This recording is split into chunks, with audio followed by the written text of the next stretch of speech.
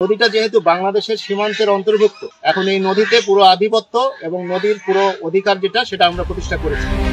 ৫ kilometre ভূখণ্ডের দখল নিয়ে উত্তেজনা তুঙ্গে।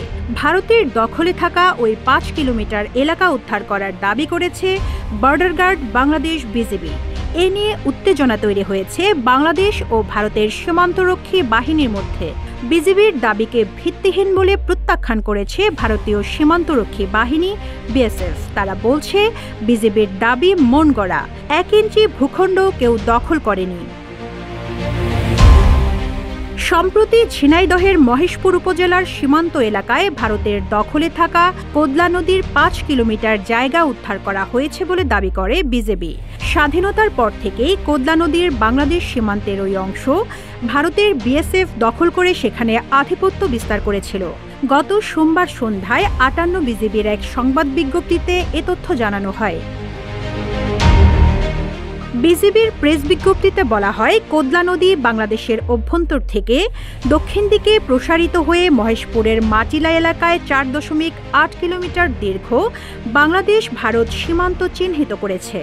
১৯৬১ সালে প্রণীত বাংলাদেশ ভারত স্টেপ ম্যাপ সিট নম্বর ৫১ মানচিত্র অনুসারে কোদলা নদীর উল্লেখিত ৪.৮ কিলোমিটার নদী সম্পূর্ণ বাংলাদেশ সীমান্তের শূন্যরেখার অভ্যন্তরে অবস্থিত।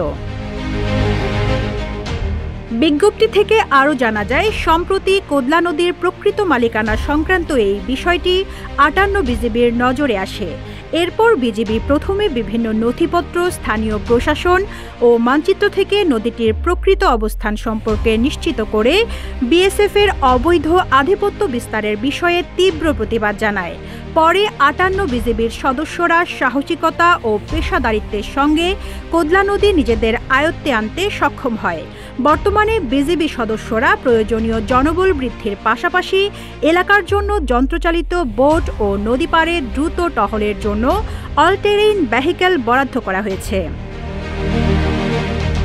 এদিকে বিজিবির ভূখণ্ড দখলের দাবি প্রত্যাখ্যান করে বিএসএফ বলছে, এখানে ১ ইঞ্চি ভূখণ্ডও কেউ দখল করেনি। মঙ্গলবার রাতে এক প্রতিবেদনে এই তথ্য জানিয়েছে ভারতীয় বার্তা সংস্থা পিটিআই। বার্তা সংস্থাটি বলছে, বাংলাদেশের সীমান্তরক্ষী বাহিনী আন্তর্জাতিক সীমান্ত বরাবর ভারতের অন্তর্গত ৫ কিলোমিটার জমির নিয়ন্ত্রণ নিয়েছে এমন প্রতিবেদনকে ভিত্তিহীন এবং দায়িত্বজ্ঞানহীন বলে প্রত্যাখ্যান করেছে বিএসএফ। এক বিবৃতিতে বিএসএফের সাউথ বেঙ্গল ফ্রন্টিয়ার বলেছে, বাংলাদেশি সংবাদ মাধ্যমের একটি অংশে প্রকাশিত এই ধরনের প্রতিবেদনে সত্য ও যোগ্যতার অভাব রয়েছে। তারা দাবি করছে, পশ্চিমবঙ্গের উত্তর ২৪ পরগনা জেলার বাগদা ব্লকের রাংঘাট গ্রামের ভারতের দিকের এলাকাটি নিয়ে প্রশ্ন তোলা হয়েছে। সেখানে কোদলা নদী বরাবর আন্তর্জাতিক সীমানা রয়েছে এবং ওই নদীর উভয় পাশে রেফারেন্স পিলারের মাধ্যমে সেটি ভালোভাবে চিহ্নিত করা হয়েছে।